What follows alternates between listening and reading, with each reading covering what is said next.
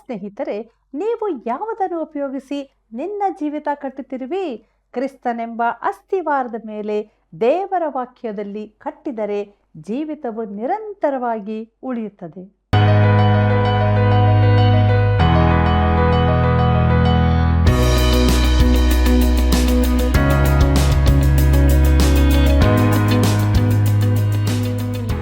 ಪ್ರೀತಿಯುಳ್ಳ ಸಹೋದರ ಸಹೋದರಿಯರೇ, ಯೇಸು ಕ್ರಿಸ್ತನ ನಾಮದಲ್ಲಿ ನಿಮ್ಮೆಲ್ಲರಿಗೂ ಹೃದಯಪೂರ್ವಕವಾದಂಥ ವಂದನೆಗಳು. ಪ್ರತಿಯೊಬ್ಬರೂ ಸಂಬಳವನ್ನು ಬಯಸ್ತಾರೆ ಅಲ್ವೇ? ಹೌದು, ನಾವು ಮಾಡಿದ್ದಕ್ಕೆ ಪ್ರತಿಫಲ ಸಿಗಬೇಕು. ಆತ್ಮಿಕವಾಗಿ ಕೂಡ ಇದು ಸತ್ಯವಾಗಿದೆ. ನಾವು ಕಟ್ಟಿದ್ದು ಉಳಿದರೆ ಸಂಬಳ, ಸುಟ್ಟು ಹೋದರೆ ಅದು ನಷ್ಟ. ಈ ಸ್ಥಾನವನ್ನು ನಾವು ಎಷ್ಟು ಬೇಗ ತಿಳಿದುಕೊಳ್ಳುತ್ತೇವೆಯೋ ಅಷ್ಟು ಒಳ್ಳೆಯದು. ಹಾಗಾದರೆ ಬನ್ನಿ ಹಿಂದೆ ಅದನ್ನು ತಿಳಿದುಕೊಳ್ಳೋಣ. ನಮ್ಮ ಅಧ್ಯಯನವನ್ನು ಪ್ರಾರಂಭಿಸೋಣ. ಕರ್ತನಲ್ಲಿ ಪ್ರೀತಿಯುಳ್ಳ ಸಹೋದರ ಸಹೋದರಿಯರೇ, ಮನುಷ್ಯಕುಮಾರನು ಸೇವೆ ಮಾಡುವುದಕ್ಕೂ ಅನೇಕರನ್ನು ಬಿಡಿಸಿಕೊಡುವುದಕ್ಕಾಗಿ ತನ್ನ ಪ್ರಾಣವನ್ನು ಈಡುಕೊಡುವುದಕ್ಕಾಗಿ ಬಂದನು ಎಂಬುದಾಗಿ ಹೇಳಿದಂಥ ನಮ್ಮ ರಕ್ಷಕನಾದ ಯೇಸು ಕ್ರಿಸ್ತನ ಪರಿಶುದ್ಧವುಳ್ಳ ನಾಮದಲ್ಲಿ ನಿಮ್ಮೆಲ್ಲರಿಗೂ ನನ್ನ ಹೃದಯಪೂರ್ವಕವಾದ ಪ್ರೀತಿಯ ವಂದನೆಗಳು. ಕರ್ತನಲ್ಲಿ ಪ್ರಿಯರೇ, ನಮ್ಮ ಅಧ್ಯಯನದಲ್ಲಿ ಮುಂದೆ ಸಾಗುವ ಹಾಗೆ ಕೊರಿಂಥದವರಿಗೆ ಬರೆದ ಮೊದಲನೇ ಪತ್ರಿಕೆ 3ನೇ ಅಧ್ಯಾಯ 7ನೇ ವಚನವನ್ನು ಗಮನಿಸಿರಿ. ಅಲ್ಲಿ ಹೀಗೆ ಬರೆದದೆ, ಹೀಗಿರಲಾಗಿ ನೆಡುವವನಾಗಲಿ ನೀರು ಹೊಯ್ಯುವವನಾಗಲಿ ವಿಶೇಷವಾದವನಲ್ಲ, ಬೆಳೆಸುವ ದೇವರೇ ವಿಶೇಷವಾದವನು ಎಂಬುದಾಗಿ. ಪ್ರೀತಿಯುಳ್ಳ ದೇವಜನರೇ, ಪ್ರಸಂಗಿ ಯಾರು ಎಂಬುದು ವಿಶೇಷವಲ್ಲ, ದೇವರು ಅವನನ್ನು ಉಪಯೋಗಿಸುತ್ತಿದ್ದಾನೋ ಎಂಬುದೇ ವಿಶೇಷವಾದದ್ದು. ದೇವರು ಅವನನ್ನು ಉಪಯೋಗಿಸುತ್ತಿರುವುದಾದರೆ ಫಲಕ್ಕಾಗಿ ದೇವರಿಗೆ ಮಹಿಮೆ ಸಲ್ಲತಕ್ಕದ್ದು. ದೇವರಿಗೆ ಸ್ತೋತ್ರವನ್ನು ಮಹಿಮೆಯನ್ನು ಸಲ್ಲಿಸಿರಿ. ಕೊರಿಂಥದವರಿಗೆ ಬರೆದ ಮೊದಲನೇ ಪತ್ರಿಕೆ 3ನೇ ಅಧ್ಯಾಯ 8ನೇ ವಚನ ಹೀಗೆ ಹೇಳುತ್ತದೆ, ನೆಡುವವನು ನೀರು ಹೊಯ್ಯುವವನು ಒಂದೇ ಆಗಿದ್ದಾರೆ, ಆದರೂ ಪ್ರತಿಯೊಬ್ಬನಿಗೆ ಅವನವನ ಕಷ್ಟಕ್ಕೆ ತಕ್ಕ ಹಾಗೆ ಕೂಲಿಯು ದೊರೆಯುವುದು ಎಂಬುದಾಗಿ. ಪ್ರೀತಿಯುಳ್ಳ ದೇವಜನರೇ, ದೇವರು ಅನೇಕ ಮಂದಿ ಕೆಲಸಗಾರರನ್ನು ಉಪಯೋಗಿಸುತ್ತಾನೆಂಬುದನ್ನು ನಾವು ತಿಳಿಯಬೇಕು. ಪ್ರತಿಯೊಬ್ಬರ ಕೆಲಸವು ಬೇರೆ ಬೇರೆ ರೀತಿಯಾಗಿರಬಹುದು. ಆದ್ದರಿಂದಲೇ ಕರ್ತನು ಉಪಯೋಗಿಸುತ್ತಿರುವ ವ್ಯಕ್ತಿಯ ಮೇಲೆ ನಾವು ಜಗಳಕ್ಕೆ ಹೋಗಬಾರದು. ಜನರು ಬೇರೆ ಬೇರೆ ವಿಧಾನಗಳನ್ನು ಅನುಸರಿಸುತ್ತಿರಬಹುದು. ನಾನು ಮಾಡುವ ರೀತಿಗಿಂತ ಇತರರು ಮಾಡುವ ರೀತಿ ಬೇರೆ ಇರಬಹುದು. ಆದರೂ ದೇವರು ಅವರನ್ನೂ ಕೂಡ ಉಪಯೋಗಿಸುತ್ತಾನೆ. ನಾವು ದೇವರೊಂದಿಗೆ ಜೊತೆ ಕೆಲಸದವರಾಗಿರುತ್ತೇವೆ. ಕೊರಿಂಥದವರಿಗೆ ಬರೆದ ಮೊದಲನೇ ಪತ್ರಿಕೆ 3ನೇ ಅಧ್ಯಾಯ 9 ಮತ್ತು 10ನೇ ವಚನ ಹೀಗೆ ಹೇಳುತ್ತದೆ, ನಾವು ದೇವರ ಜೊತೆ ಕೆಲಸದವರು, ನೀವು ದೇವರ ಹೊಲವೂ ಕಟ್ಟಡವೂ ಆಗಿದ್ದೀರಿ. ದೇವರು ನನಗೆ ಕೃಪೆಯಿಂದ ಒಪ್ಪಿಸಿದ ಕೆಲಸವನ್ನು ನಡೆಸಿ, ನಾನು ಪ್ರವೀಣ ಶಿಲ್ಪಿಯಂತೆ ಅಸ್ತಿವಾರ ಹಾಕಿದೆನು, ಮತ್ತೊಬ್ಬನು ಅದರ ಮೇಲೆ ಕಟ್ಟುತ್ತಾನೆ. ಪ್ರತಿಯೊಬ್ಬನು ತಾನು ಅದರ ಮೇಲೆ ಎಂಥದ್ದನ್ನು ಕಟ್ಟುತ್ತಾನೋ ಎಚ್ಚರಿಕೆಯಾಗಿರಬೇಕು ಎಂಬುದಾಗಿ.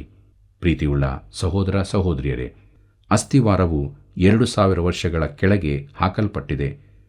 ನೀನು ಅದನ್ನು ಹಾಕುವುದಕ್ಕಾಗುವುದಿಲ್ಲ. ನಾವು ಆ ಅಸ್ತಿವಾರವಾದ ಯೇಸು ಕ್ರಿಸ್ತನ ಕಡೆಗೆ ತೋರಿಸುವ ಕೆಲಸ ಮಾತ್ರ ಮಾಡಬಹುದು. ಆದರೆ ಆ ಅಸ್ತಿವಾರದ ಮೇಲೆ ನಾವು ಕಟ್ಟಬಹುದು. ಒಳ್ಳೆಯ ಕೆಲಸಗಳು ಇಲ್ಲಿ ಕಾರ್ಯಕ್ಕೆ ಬರುತ್ತವೆ.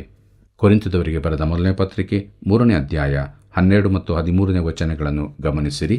ಅಲ್ಲಿ ಹೀಗೆ ಬರುತ್ತದೆ, ಆ ಅಸ್ತಿವಾರದ ಮೇಲೆ ಚಿನ್ನ, ಬೆಳ್ಳಿ, ರತ್ನ, ಕಟ್ಟಿಗೆ, ಹುಲ್ಲು, ಆಪು ಮುಂತಾದವುಗಳಲ್ಲಿ ಯಾವುದರಿಂದ ಕಟ್ಟಿದರೂ ಅವನವನ ಕೆಲಸವು ವ್ಯಕ್ತವಾಗುವುದು. ಕ್ರಿಸ್ತನು ಬರುವ ದಿನವು ಬೆಂಕಿಯೊಡನೆ ಉದಯವಾಗಿ ಆ ಕೆಲಸವನ್ನು ಸ್ಪಷ್ಟವಾಗಿ ತೋರಿಸುವುದು. ಅವನವನ ಕೆಲಸವೆಂಥದೋ ಆ ಬೆಂಕಿ ಶೋಧಿಸುವುದು ಎಂಬುದಾಗಿ. ಪ್ರೀತಿಯುಳ್ಳ ದೇವಜನರೇ, ಈಗಾಗಲೇ ಹಾಕಲ್ಪಟ್ಟ ಅಸ್ತಿವಾರದ ಮೇಲೆ 6 ವಿಧದ ವಸ್ತುಗಳಿಂದ ಕಟ್ಟಬಹುದೆಂದು ಪೌಲನು ಹೇಳುತ್ತಾನೆ. ಚಿನ್ನ, ಬೆಳ್ಳಿ, ರತ್ನ, ಕಟ್ಟಿಗೆ, ಹುಲ್ಲು, ಆಪು ಮೊದಲ 3 ವಸ್ತುಗಳಿಗೆ ಬೆಂಕಿಯಿಂದ ಯಾವ ಬಾಧಕವೂ ಉಂಟಾಗುವುದಿಲ್ಲ. ನಿಜವಾಗಿ ನೋಡಿದರೆ ಅವು ಬೆಂಕಿಯಿಂದ ಇನ್ನೂ ಶುದ್ಧ ಮಾಡಲ್ಪಡುತ್ತವೆ. ಆದರೆ ಕೊನೆಯ 3 ಸಂಗತಿಗಳನ್ನು ಬೆಂಕಿ ಸುಟ್ಟು ಬಿಡುತ್ತದೆ. ಕಟ್ಟಿಗೆ, ಹುಲ್ಲು, ಆಪು ಇವು ಹೊಗೆಯಾಗಿ ಹೋಗುತ್ತವೆ. ವಿಶ್ವಾಸಿಯು ಅಸ್ತಿವಾರದ ಮೇಲೆ ಈ 6 ಸಂಗತಿಗಳಲ್ಲಿ ಯಾವುದರಿಂದಲೂ ಕಟ್ಟಬಹುದು. ಪ್ರೀತಿಯುಳ್ಳ ದೇವಜನರೇ, ವಿಶ್ವಾಸಿಯ ಕೆಲಸಕ್ಕೆ ಬಹುಮಾನ ದೊರೆಯುತ್ತದೆಂದು ಇದು ತಿಳಿಸುತ್ತದೆ. ಒಬ್ಬನ ಕೆಲಸವು ಉಳಿದರೆ, ಅಂದರೆ ಈಗಾಗಲೇ ಹಾಕಲ್ಪಟ್ಟ ಅಸ್ತಿವಾರದ ಮೇಲೆ ಅವನು ಕಟ್ಟಿದ್ದು ಉಳಿದರೆ, ಅವನಿಗೆ ಬಹುಮಾನ ದೊರೆಯುತ್ತದೆ. ಕೊರಿಂಥದವರಿಗೆ ಬರೆದ ಮೊದಲನೇ ಪತ್ರಿಕೆ 3ನೇ ಅಧ್ಯಾಯ 14ನೇ ವಚನ ಹೀಗೆ ಹೇಳುತ್ತದೆ, ಒಬ್ಬನು ಆ ಅಸ್ತಿವಾರದ ಮೇಲೆ ಕಟ್ಟಿದ್ದು ಉಳಿದರೆ ಅವನಿಗೆ ಸಂಬಳ ಬರುವುದು ಎಂಬುದಾಗಿ. ಪ್ರಿಯರೇ, ಒಬ್ಬನು ಚಿನ್ನ ಬೆಳ್ಳಿ ರತ್ನಗಳಿಂದ ಕಟ್ಟಿದರೆ ಅವನಿಗೆ ಸಂಬಳ ದೊರಕುವುದು. ನಮ್ಮ ಸುತ್ತಲೂ ಅನೇಕ ಒಳ್ಳೆ ದೇವರ ಭಕ್ತರಿದ್ದಾರೆಂದು ನಾನು ನೆನೆಸುತ್ತೇನೆ. ನಾನು ಅವರಲ್ಲಿ ಕೆಲವರನ್ನು ವೈಯಕ್ತಿಕವಾಗಿಯೂ ಸಂಧಿಸಿದ್ದೇನೆ. ದೇವರು ಅವರನ್ನು ಅದ್ಭುತವಾದ ರೀತಿಯಲ್ಲಿ ಉಪಯೋಗಿಸುತ್ತಿದ್ದಾನೆ. ಅವರು ಚಿನ್ನದಿಂದ ಕಟ್ಟುತ್ತಿದ್ದಾರೆ. ಒಂದು ಚಿಕ್ಕ ಚಿನ್ನದ ತುಂಡು ಹುಲ್ಲಿನಂತೆ ಎದ್ದು ಕಾಣಲಾರದು. ದೇವರಿಗೆ ಮಾತ್ರ ಅದು ಚಿನ್ನವೆಂದು ಗೊತ್ತಿರುತ್ತದೆ. ಹುಲ್ಲಾದರೆ ಬೇರೆ ರೀತಿ, ಅದನ್ನು ತುಂಬ ದೂರದಿಂದಲೇ ಗುರುತಿಸಬಹುದು. ಹುಲ್ಲಿನ ರಾಶಿಗಳನ್ನು ಅನೇಕರು ಕಟ್ಟುತ್ತಾರೆ. ಅವರು ಮಾಡುವ ಕೆಲಸ ಎಲ್ಲರಿಗೂ ಗೊತ್ತಾಗುವ ರೀತಿ ಇರುತ್ತದೆ. ಒಂದು ದಿನ ಆ ಹುಲ್ಲಿನ ರಾಶಿಗಳು ಪರೀಕ್ಷಿಸಲ್ಪಡುತ್ತದೆ. ಈ ಪರೀಕ್ಷೆ ಬೆಂಕಿಯಿಂದಾಗುವುದರಿಂದ ಹುಲ್ಲಿನ ರಾಶಿಯೂ ಉಳಿಯುವುದಿಲ್ಲ. ಕಟ್ಟಿಗೆ ಆಪುಗಳಿಂದ ಕಟ್ಟಿದರ ಅವಸ್ಥೆಯೂ ಇದೇ ರೀತಿ ಇರುತ್ತದೆ. ಕೊರಿಂಥದವರಿಗೆ ಬರೆದ ಮೊದಲನೇ ಪತ್ರಿಕೆ 3ನೇ ಅಧ್ಯಾಯ 15ನೇ ವಚನವನ್ನು ಗಮನಿಸಿರಿ. ಅಲ್ಲಿ ನಾವು ಹೀಗೆ ನೋಡುತ್ತೇವೆ, ಒಬ್ಬನು ಕಟ್ಟಿದ್ದು ಸುಟ್ಟು ಹೋದರೆ ಅವನಿಗೆ ಸಂಬಳವು ನಷ್ಟವಾಗುವುದು, ತಾನಾದರೂ ರಕ್ಷಣೆ ಹೊಂದುವನು, ಆದರೆ ಬೆಂಕಿಯೊಳಗಿಂದ ತಪ್ಪಿಸಿಕೊಂಡವನ ಹಾಗಿರುವನು ಎಂಬುದಾಗಿ. ಪ್ರೀತಿಯುಳ್ಳ ದೇವಜನರೇ, ಇಲ್ಲಿನ ವ್ಯತ್ಯಾಸವನ್ನು ಗಮನಿಸಿರಿ. ಒಬ್ಬನು ಅಸ್ತಿವಾರದ ಮೇಲೆ ಅವನು ಕಟ್ಟಿದ್ದು ಉಳಿದರೆ ಅವನಿಗೆ ಸಂಬಳ ಬರುವುದು, ಆದರೆ ಕಟ್ಟಿದ್ದು ಸುಟ್ಟು ಹೊಗೆಯಾಗಿ ಹೋದರೆ ಅವನಿಗೆ ತುಂಬ ನಷ್ಟವಾಗುತ್ತದೆ. ಆದರೆ ಅವನು ಉಳಿಯುತ್ತಾನೆ. ಅವನು ಅಸ್ತಿವಾರದ ಮೇಲೆ ಕಟ್ಟಿರುವುದಾದರೆ ಅವನು ರಕ್ಷಣೆಯನ್ನು ಕಳಕೊಳ್ಳುವುದಿಲ್ಲ, ಆದರೆ ಅವನಿಗೆ ಬರತಕ್ಕ ಸಂಬಳ ನಷ್ಟವಾಗುತ್ತದೆ. ಪ್ರಿಯ ಸ್ನೇಹಿತನೇ, ನೀನು ಯಾವುದರಲ್ಲಿ ಕಟ್ಟುತ್ತಾ ಇದ್ದಿ? ಯಾವ ವಸ್ತುವನ್ನು ಉಪಯೋಗಿಸ್ತಾ ಇದ್ದಿ? ಚಿನ್ನದಿಂದ ಕಟ್ಟುತ್ತೀಯಾದರೆ ಈಗ ಅದು ಎದ್ದು ಕಾಣಲಿಕ್ಕಿಲ್ಲ. ಆದರೆ ಹುಲ್ಲಿನಿಂದ ಕಟ್ಟುತ್ತೀಯಾದರೆ ಅದು ನಿಜವಾಗಿ ದೂರಕ್ಕೆ ಎದ್ದು ಕಾಣುತ್ತದೆ, ಆದರೆ ಹೊಗೆಯಾಗಿ ಮಾಯವಾಗುತ್ತದೆ. ನಾನು ಅದನ್ನು ಈ ರೀತಿಯಾಗಿ ಹೇಳ ಬಯಸುತ್ತೇನೆ. ಪರಲೋಕದಲ್ಲಿರುವ ಕೆಲವರು ಅವರ ಅಸ್ತಿವಾರವು ಕ್ರಿಸ್ತನಾದ್ದರಿಂದ ಅಲ್ಲಿ ಇರುತ್ತಾರೆ, ಆದರೆ ಬೆಂಕಿಯ ಬಾಯಿಂದ ಹೊರಬಂದವರಂತೆ ಅವರ ವಾಸನೆ ಇರುತ್ತದೆ. ಅವರು ಮಾಡಿದ್ದೆಲ್ಲವೂ ಹೊಗೆಯಾಗಿ ಮಾಯವಾಗಿ ಹೋಗುತ್ತದೆ. ತಮ್ಮ ಕೆಲಸಗಳಿಗೆ ಯಾವ ಸಂಬಳವೂ ಅವರಿಗೆ ಸಿಗುವುದಿಲ್ಲ. ಪ್ರಿಯ ಸ್ನೇಹಿತನೇ, ನೀನು ಶರೀರಾಧೀನನಾದ ಕ್ರೈಸ್ತನಾಗಿರುವುದಾದರೆ ನೀನು ಸಂಬಳವನ್ನು ನಿರೀಕ್ಷಿಸಲಾಗದು. ಯಾಕಂದರೆ ನೀನು ದೇವರೊಂದಿಗೆ ದೇವರ ವಾಕ್ಯದ ಮೂಲಕ ಸಂಬಂಧ ಹೊಂದಿದವನಾಗಿರುವುದಿಲ್ಲ. ಶರೀರಾಧೀನನು ದೇವರ ವಾಕ್ಯವನ್ನು ತಿಳಿದವನಲ್ಲ. ಪೌಲನು ತಿಳಿಸಿರುವ 3 ರೀತಿಯ ಕ್ರೈಸ್ತರನ್ನು ದೇವರ ವಾಕ್ಯದೊಂದಿಗೆ ಅವರಿಗಿರುವ ಸಂಬಂಧ ರೀತಿಯಿಂದಲೇ ತಿಳಿದುಕೊಳ್ಳಬಹುದು. ಸ್ವಾಭಾವಿಕ ಮನುಷ್ಯನು ಅದನ್ನು ಹುಚ್ಚು ಮಾತೆಂದು ಹೇಳುತ್ತಾನೆ. ಆತ್ಮಿಕ ಮನುಷ್ಯನು ದೇವರ ವಾಕ್ಯವನ್ನು ತಿಳಿದುಕೊಳ್ಳುತ್ತಾನೆ ಮತ್ತು ಅದು ಅವನಿಗೆ ಆತ್ಮಿಕ ದೃಷ್ಟಿಯನ್ನು ಕೊಡುತ್ತದೆ. ಶರೀರಾಧೀನನು ಹೇಳುತ್ತಾನೆ, ನಮಗೆ ಸತ್ಯವೇದ ತರಗತಿ ಬೇಡ, ಒಂದು ಔತಣಕೂಟ ನಡೆಸೋಣ ಎಂಬುದಾಗಿ. ಇಲ್ಲವೇ ಸತ್ಯವೇದ ಧ್ಯಾನದ ಬದಲು ಒಳ್ಳೆ ಸಂಗೀತ ಕೇಳೋಣ ಎನ್ನುತ್ತಾನೆ. ಪ್ರಿಯರೇ, ಶರೀರಾಧೀನ ಸ್ವಭಾವದವನನ್ನು ಹೀಗೆ ಗುರುತಿಸಬಹುದು. ಕೊರಿಂಥದವರಿಗೆ ಬರೆದ ಮೊದಲನೇ ಪತ್ರಿಕೆ 3ನೇ ಅಧ್ಯಾಯ 16 ಮತ್ತು 17ನೇ ವಚನಗಳನ್ನು ಗಮನಿಸಿರಿ. ಅಲ್ಲಿ ಹೀಗೆ ಬರೆದದೆ, ನೀವು ದೇವರ ಆಲಯವಾಗಿದ್ದೀರೆಂದು ದೇವರ ಆತ್ಮನು ನಿಮ್ಮಲ್ಲಿ ವಾಸ ಮಾಡುತ್ತಾನೆಂದು ನಿಮಗೆ ಗೊತ್ತಿಲ್ಲವೋ? ಯಾವನಾದರೂ ದೇವರ ಆಲಯವನ್ನು ಕೆಡಿಸಿದರೆ ದೇವರು ಅವನನ್ನು ಕೆಡಿಸುವನು. ಯಾಕಂದರೆ ದೇವರ ಆಲಯವು ಪವಿತ್ರವಾದದ್ದು, ಆ ಆಲಯವು ನೀವೇ ಎಂಬುದಾಗಿ. ಪ್ರೀತಿಯುಳ್ಳ ಸಹೋದರ ಸಹೋದರಿಯರೇ, ದೇವರ ಮಗುವು ಪವಿತ್ರಾತ್ಮನ ಆಲಯವಾಗಿದ್ದಾನೆ. ಪೌಲನು ಈ ಅಂಶವನ್ನು ತಿರುಗಿ ನಮ್ಮ ಗಮನಕ್ಕೆ ತರುತ್ತಾನೆ. ನಮ್ಮ ದೇಹಗಳು ಆತನಿಗೆ ಸೇರಿದ್ದಾಗಿವೆ. ಮುಂದಕ್ಕೆ ನಾವು ನೋಡೋಣ, ವಿಶ್ವಾಸಿಯು ಕ್ರಿಸ್ತನಲ್ಲಿ ಎಲ್ಲವನ್ನು ಹೊಂದಿರುತ್ತಾನೆ ಎಂಬುದಾಗಿ. ಕೊರಿಂಥದವರಿಗೆ ಬರೆದ ಮೊದಲನೇ ಪತ್ರಿಕೆ 3ನೇ ಅಧ್ಯಾಯ 18ನೇ ವಚನ ಹೀಗೆ ಹೇಳುತ್ತದೆ, ಯಾವನೂ ತನ್ನನ್ನು ತಾನೇ ಮೋಸಗೊಳಿಸದಿರಲಿ. ತಾನು ನಿಮ್ಮಲ್ಲಿ ಲೋಕ ಸಂಬಂಧವಾಗಿ ಜ್ಞಾನಿಯಾಗಿದ್ದೇನೆಂದು ಭಾವಿಸಿಕೊಳ್ಳುವವನು ಜ್ಞಾನಿಯಾಗುವಂತೆ ಹುಚ್ಚನಾಗಲಿ ಎಂಬುದಾಗಿ. ಕರ್ತನಲ್ಲಿ ಪ್ರಿಯರೇ, ದುರದೃಷ್ಟವಶಾತ್ ನಮ್ಮ ಹೆಚ್ಚಿನ ಸೆಮಿನರಿಗಳು ಬುದ್ಧಿವಂತ ಪ್ರಸಂಗಿಗಳನ್ನು ತಯಾರು ಮಾಡುವುದರಲ್ಲಿ ತೊಡಗಿವೆ. ನಾನು ಅವರಲ್ಲಿ ಕೆಲವರ ಪ್ರಸಂಗಗಳನ್ನು ಕೇಳಿದ್ದೇನೆ. ಅವರಲ್ಲಿ ನಿಜವಾದ ಬುದ್ಧಿವಂತರು ಕೆಲವೇ ಮಂದಿ. ದೇವರ ವಾಕ್ಯವನ್ನು ತಿಳಿದುಕೊಂಡು ಪ್ರಸಂಗಿಸುವುದು ಅತೀ ಪ್ರಾಮುಖ್ಯ ಸಂಗತಿಯಾಗಿದೆ ಎಂದು ನಾನು ತಿರುಗಿ ಹೇಳುತ್ತೇನೆ. ಸೆಮಿನರಿಯಲ್ಲಿರುವ ಈ ಯುವ ಜಾಣರಿಗೆ ನಾನು ಅದನ್ನು ಮನವರಿಕೆ ಮಾಡಲಿಕ್ಕಾದರೆ ಎಷ್ಟು ಒಳ್ಳೆಯದು. ತಾವು ಬುದ್ಧಿವಂತರಾಗಬೇಕೆಂದು ಆಶಿಸುವ ಅನೇಕ ಯೌವನಸ್ಥರನ್ನು ನಾನು ಸಂಧಿಸಿದ್ದೇನೆ. ಪ್ರೀತಿಯುಳ್ಳ ದೇವಜನರೇ, ಕೊರಿಂಥದವರಿಗೆ ಬರೆದ ಮೊದಲನೇ ಪತ್ರಿಕೆ 3ನೇ ಅಧ್ಯಾಯ 19ನೇ ವಚನದಿಂದ 23ನೇ ವಚನದವರೆಗೆ ಗಮನಿಸಿರಿ. ಅಲ್ಲಿ ನಾವು ಹೀಗೆ ನೋಡುತ್ತೇವೆ, ಯಾಕಂದರೆ ಇಹಲೋಕ ಜ್ಞಾನವು ದೇವರ ಮುಂದೆ ಹುಚ್ಚುತನವಾಗಿದೆ. ಆತನು ಜ್ಞಾನಿಗಳನ್ನು ಅವರ ತಂತ್ರಗಳಲ್ಲಿಯೇ ಹಿಡುಕೊಳ್ಳುತ್ತಾನೆಂತಲೂ ಜ್ಞಾನಿಗಳ ಯೋಚನೆಗಳು ನಿಷ್ಫಲವಾದವುಗಳೆಂದು ಕರ್ತನು ತಿಳುಕೊಳ್ಳುತ್ತಾನೆಂತಲೂ ಬರೆದದೆಯಲ್ಲ. ಆದ ಕಾರಣ ಮನುಷ್ಯ ಮಾತ್ರದವರ ವಿಷಯದಲ್ಲಿ ಯಾರೂ ಹಿಗ್ಗದಿರಲಿ. ಯಾಕಂದರೆ ಸಮಸ್ತವೂ ನಿಮ್ಮದು. ಪೌಲನಾಗಲಿ, ಅಪೊಲ್ಲೋಸನಾಗಲಿ, ಕೇಫನಾಗಲಿ, ಲೋಕವಾಗಲಿ, ಜೀವವಾಗಲಿ, ಮರಣವಾಗಲಿ, ಈಗಿನ ಸಂಗತಿಗಳಾಗಲಿ, ಮುಂದಣ ಸಂಗತಿಗಳಾಗಲಿ, ಸಮಸ್ತವೂ ನಿಮ್ಮದೇ. ನೀವಂತೂ ಕ್ರಿಸ್ತನವರು, ಕ್ರಿಸ್ತನು ದೇವರವನು ಎಂಬುದಾಗಿ. ಪ್ರೀತಿಯುಳ್ಳ ಸಹೋದರ ಸಹೋದರಿಯರೇ, ನಾವು ಒಂದೇ ಗುಂಪಿಗೆ ಇಲ್ಲವೇ ಬೋಧನೆಗೆ ಸೀಮಿತವಾಗಿರಬೇಕಾಗಿಲ್ಲವೆಂಬುದು ಎಂತಹ ಒಳ್ಳೆಯ ವಿಚಾರವಾಗಿದೆ. ನಾವು ಇಂಥವರಿಗೆ ಸೇರಿದ್ದೇವೆ, ಒಬ್ಬನೇ ಬೋಧಕ ಇಲ್ಲವೇ ಪ್ರಸಂಗಿಯ ಮಾತನ್ನು ಕೇಳಬೇಕು ಎಂಬ ಕಟ್ಟುಪಾಡಿನ ಬದಲಿಗೆ ನಾವು ಎಲ್ಲಾ ದೇವಜನರು ನಮ್ಮವರೇ ಎಂದು ಹೇಳುವಂತಾಗಿರುವುದು ಎಷ್ಟು ಒಳ್ಳೆಯದು. ನಾನು ಎಲ್ಲರೊಂದಿಗೆ ಒಳ್ಳೆಯ ಸಂಬಂಧದಲ್ಲಿರುವುದು ಯಾಕಂದರೆ ಅವರು ನನಗೂ ಸೇರಿದವರು, ನಾನು ಅವರಿಗೆ ಸೇರಿದವನು. ಕ್ರಿಸ್ತನ ವ್ಯಕ್ತಿತ್ವದೆದುರು ಕ್ರಿಸ್ತನೆಂಬ ಅಸ್ತಿವಾರದ ಮೇಲೆ ಕಟ್ಟಿರುವ ಇತರ ವಿಶ್ವಾಸಿಗಳೊಂದಿಗೆ ಸೇರಿಕೊಳ್ಳುವುದು ಎಂಥ ಭಾಗ್ಯಕರವಾದದ್ದು ಅಲ್ಲವೇ? ಪ್ರಿಯರೇ, ಮುಂದಕ್ಕೆ ನಾವು ಕೊರಿಂಥದವರಿಗೆ ಬರೆದಂಥ 1ನೇ ಪತ್ರಿಕೆಯ 4ನೇ ಅಧ್ಯಾಯದ ಧ್ಯಾನದಲ್ಲಿ ಮುಂದೆ ಸಾಗೋಣ. ಇದರ ಮುಖ್ಯ ಪ್ರಸ್ತಾಪ ಕ್ರಿಸ್ತನ ಸೇವಕರ ಲಕ್ಷಣಗಳು ಕ್ರೈಸ್ತ ನಡತೆಯನ್ನು ನಿಯಂತ್ರಿಸುತ್ತವೆ ಎಂಬುದಾಗಿ. ಕರ್ತನಲ್ಲಿ ಪ್ರಿಯರೇ, ಕೊರಿಂಥದ ಸಭೆಯಲ್ಲಿನ ವಿಭಜನೆಗಳು ಹಾಗೂ ಪಕ್ಷಗಳ ಕುರಿತ ನನ್ನ ಮಾತನ್ನು ಪೌಲನು ಈ ಅಧ್ಯಾಯದಲ್ಲಿ ಕೊನೆಗೊಳಿಸುತ್ತಾನೆ. ಈ ಅಧ್ಯಾಯದಲ್ಲಿ ಕ್ರಿಸ್ತನ ಸೇವಕರ ಸ್ಥಿತಿಗತಿಗಳನ್ನು ಕುರಿತು ಮಾತನಾಡುತ್ತಾನೆ. ಕ್ರೈಸ್ತ ನಡತೆಗೆ ಇದು ನಿಯಂತ್ರಕವಾಗಿರತಕ್ಕದ್ದು.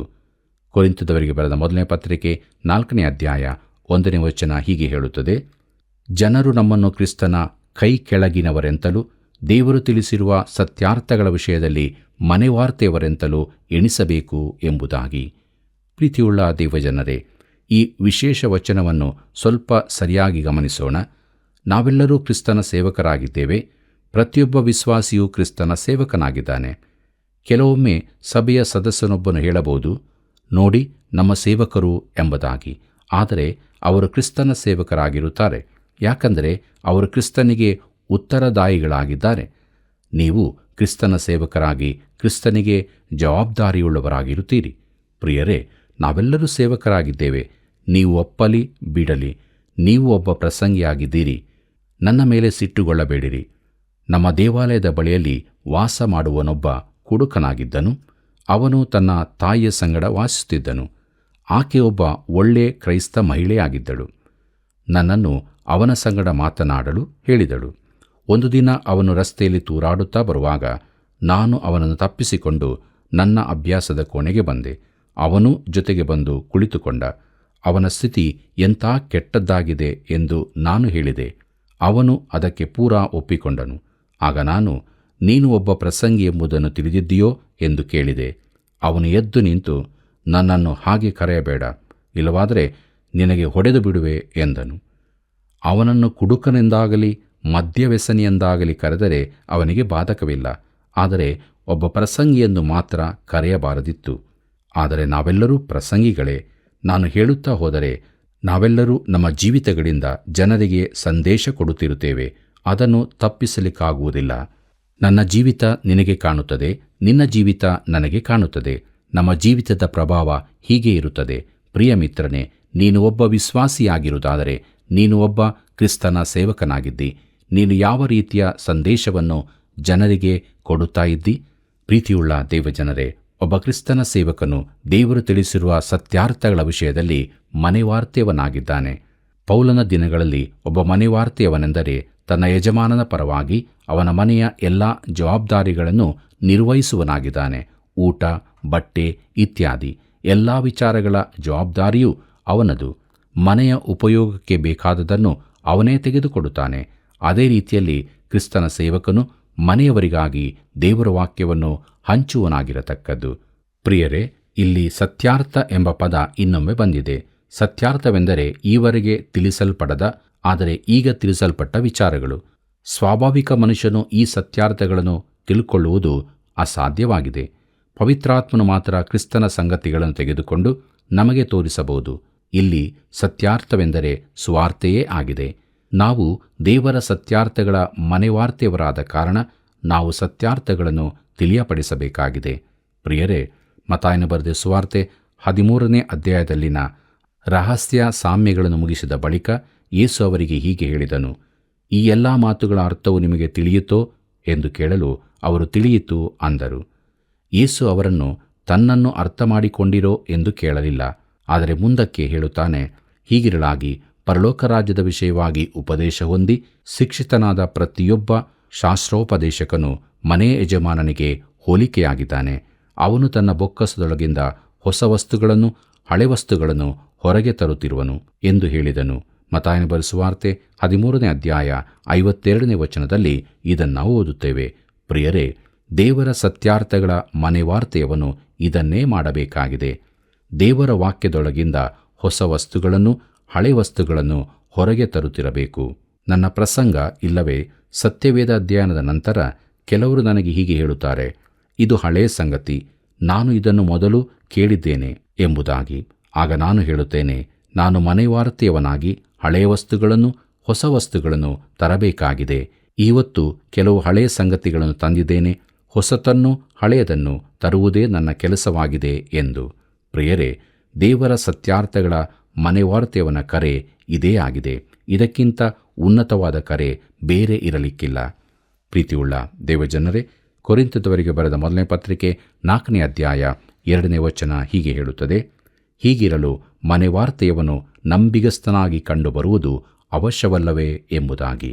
ಪ್ರಿಯರೇ, ಮನೆವಾರ್ತೆಯವನು ವಾಕ್ಚಾತುರ್ಯವುಳ್ಳವನಾಗಲಿ ಅನೇಕ ವರಗಳುಳ್ಳವನಾಗಲಿ ಆಗಿರಬೇಕೆಂದಿಲ್ಲ, ಆದರೆ ನಂಬಿಗಸ್ತನಾಗಿರಬೇಕು. ಅನೇಕರಿಗೆ ಆ ದಿನದಲ್ಲಿ ಬಹುಮಾನವೂ ಕೊಡಲ್ಪಡುವುದು. ಅವರು ದೊಡ್ಡ ಕಾರ್ಯಗಳನ್ನು ಮಾಡಿದ್ದಕ್ಕಲ್ಲ, ಅವರಲ್ಲಿ ವಿಶೇಷ ಕೃಪಾ ವರಗಳಿದ್ದದಕ್ಕಲ್ಲ, ಆದರೆ ತಾವು ಮಾಡಿದ ಕಾರ್ಯಗಳಲ್ಲಿ ನಂಬಿಗಸ್ತರಾಗಿದ್ದದಕ್ಕೆ. ಪ್ರಿಯರೇ, ನಾನು ಕಲಿತದ್ದೇನೆಂದರೆ, ನಂಬಿಗಸ್ತರಾದವರು ಕೆಲವೇ ಮಂದಿ ಇರುತ್ತಾರೆ ಎಂದು. ಅವರನ್ನು ನಾನು ನಂಬಬಹುದು. ಅವರು ಹೇಗಿದ್ದಾರೆಂಬುದನ್ನು ನಾನು ತಿಳಿದಿದ್ದೇನೆ. ಪ್ರೀತಿಯುಳ್ಳ ದೇವಜನರೇ, ಕೊನೆಯದಾಗಿ ನಾವು ಕೊರಿಂಥದವರಿಗೆ ಬರೆದ 1ನೇ ಪತ್ರಿಕೆ 4ನೇ ಅಧ್ಯಾಯ 3 ಮತ್ತು 4ನೇ ವಚನಗಳನ್ನು ಗಮನಿಸೋಣ. ಅಲ್ಲಿ ಹೀಗೆ ಬರುತ್ತದೆ, ನನಗಾದರೂ ನಿಮ್ಮಿಂದಾಗಲಿ ಮನುಷ್ಯರು ನೇಮಿಸುವ ದಿನಗಳಲ್ಲಾಗುವ ನ್ಯಾಯ ಸಭೆಯಿಂದಾಗಲಿ ವಿಚಾರಣೆಯಾಗುವುದು ಅತ್ಯಲ್ಪ ಕಾರ್ಯವಾಗಿದೆ. ನಾನು ನನ್ನನ್ನು ವಿಚಾರಿಸಿಕೊಳ್ಳುವುದಿಲ್ಲ. ನನ್ನಲ್ಲಿ ದೋಷವಿದೆಯೆಂದು ನನ್ನ ಬುದ್ಧಿಗೆ ತೋರುವುದಿಲ್ಲವಾದರೂ ದೋಷವಿಲ್ಲದವನೆಂಬ ನಿರ್ಣಯವು ಇದರಿಂದಾಗುವುದಿಲ್ಲ. ನನ್ನನ್ನು ವಿಚಾರಣೆ ಮಾಡುವವನು ಕರ್ತನೇ ಎಂಬುದಾಗಿ. ಪ್ರೀತಿಯುಳ್ಳ ಸಹೋದರ ಸಹೋದರಿಯರೇ, ನಾವು ಎದುರಿಸಲೇಬೇಕಾದ 3 ನ್ಯಾಯ ತೀರ್ಪುಗಳ ಕುರಿತಾಗಿ ಈ 2 ವಚನಗಳಲ್ಲಿ ತಿಳಿಸಿದೆ. ಅವು ಕಷ್ಟಕರವಾದ ವಚನದಂತೆ ಕಂಡರೂ ಹಾಗಿಲ್ಲ. ಅದು ಹೇಳುವಂತೆ, ನನ್ನನ್ನು ನ್ಯಾಯ ತೀರಿಸಲು ನಿನಗಾಗಲಿ ನಿನ್ನನ್ನು ನ್ಯಾಯ ತೀರಿಸಲು ನನಗಾಗಲಿ ಯಾವ ಅಧಿಕಾರವೂ ಇರುವುದಿಲ್ಲ ಎಂದು. ಯಾಕೆಂದರೆ ನಾವಿಬ್ಬರೂ ಮೇಲಿನ ನ್ಯಾಯಾಲಯದಲ್ಲಿ ವಿಚಾರಿಸಲ್ಪಡಬೇಕಾಗಿದೆ. ಪ್ರೀತಿಯುಳ್ಳ ಸಹೋದರ ಸಹೋದರಿಯರೇ, ಸತ್ಯವನ್ನು ಅರಿತುಕೊಂಡಂಥ ನಾವು ನಮ್ಮ ಜೀವಿತದಲ್ಲಿ ಮುಂದೆ ಮುಂದೆ ಸಾಗುವಾಗ ನಾವು ದೇವರಿಗೆ ವಿಧೇಯರಾಗಿರಬೇಕು ಮತ್ತು ನಂಬಿಗಸ್ತರಾಗಿ ಆತನನ್ನು ಸೇವಿಸಬೇಕು.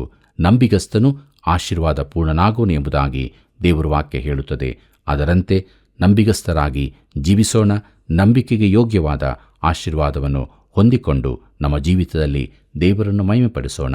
ಹೀಗಾಗುವಂತೆ ದೇವರು ತಾನು ನಮಗೆ ಸಹಾಯ ಮಾಡಿ ನಡೆಸಲಿ. ಕರ್ತನ ಕೃಪೆಯು ಸದಾ ನಿಮ್ಮೆಲ್ಲರ ಸಂಗಡಿರಲಿ. ಪ್ರಿಯರೇ, ಒಬ್ಬ ವಿಶ್ವಾಸಿ ತನ್ನ ಜೀವಿತವನ್ನು ಚಿನ್ನ, ಬೆಳ್ಳಿ, ರತ್ನ, ಕಟ್ಟಿಗೆ, ಹುಲ್ಲು, ಆಪು ಮುಂತಾದ 6 ವಸ್ತುಗಳಲ್ಲಿ ಕಟ್ಟಬಹುದು. ಮೊದಲಿನ 3 ಬೆಂಕಿಯಿಂದ ಶುದ್ಧವಾಗುತ್ತದೆ, ಉಳಿದ 3 ಸುಟ್ಟು ಹೋಗುತ್ತದೆ. ನಾವು ನಮ್ಮ ಜೀವಿತವನ್ನು ಯಾವುದರಿಂದ ಕಟ್ಟುತ್ತಿದ್ದೇವೆ? ದಿನಾಲೂ ಪರೀಕ್ಷೆ ಮಾಡಿಕೊಳ್ಳೋಣ. ಶರೀರ ಅಧೀನ ಕ್ರೈಸ್ತರಾಗಿರದೆ ಆತ್ಮೀಯ ಕ್ರೈಸ್ತರಾಗಿ ಜೀವಿಸಿ ಸಂಬಳವನ್ನು ಪಡೆದುಕೊಳ್ಳೋಣ. ಬನ್ನಿ ಪ್ರಾರ್ಥನೆಯನ್ನು ಮಾಡೋಣ. ಪ್ರೀತಿಯುಳ್ಳ ಯೇಸುಸ್ವಾಮಿ, ನಮ್ಮ ಜೀವಿತಗಳು ಯಾವ ರೀತಿಯಲ್ಲಿ ನಾವು ಕಟ್ಟಿಕೊಳ್ಳಬೇಕು ಎಂಬುದಾಗಿಯೂ ನಿನ್ನ ವಾಕ್ಯದ ಮೂಲಕ ನಮ್ಮ ಸಂಗಡ ಮಾತನಾಡಿದ್ದೀಯ, ಅದಕ್ಕಾಗಿ ಸ್ತೋತ್ರ. ಈ ಕಾರ್ಯಕ್ರಮವನ್ನು ನೋಡ್ತಾ ಇರುವಂಥ ಎಲ್ಲ ನಮ್ಮ ಪ್ರಿಯ ಬಾಂಧವರನ್ನು ಆಶೀರ್ವದಿಸು. ಅವರು ಅವರ ಜೀವಿತವನ್ನು ಕ್ರಿಸ್ತ ಯೇಸುವಿನ ಬಂಡೆ ಮೇಲೆ ಕಟ್ಟಲ್ಪಡುವಂತೆ, ಕರ್ತನೆ, ಒಳ್ಳೆಯ ಪದಾರ್ಥದಿಂದ ತಮ್ಮ ಜೀವಿತಗಳನ್ನು ಕಟ್ಟಿಕೊಳ್ಳುವಂತೆ ಕೃಪೆ ಮಾಡು. ನಿನ್ನ ಪರಿಶುದ್ಧಾತ್ಮನ ಸಹಾಯವನ್ನು ಯಥೇಚ್ಛವಾಗಿ ದಯಪಾಲಿಸು. ಅವರ ಪ್ರತಿಯೊಂದು ಅವಶ್ಯಕತೆಗಳನ್ನು ಪೂರೈಸಬೇಕೆಂದು ನಜರೇತಿನ ಯೇಸುವಿನ ನಾಮದಲ್ಲಿ ಬೇಡಿ ಹೊಂದಿದ್ದೇವೆ ತಂದೆಯೇ, ಆಮೇನ್.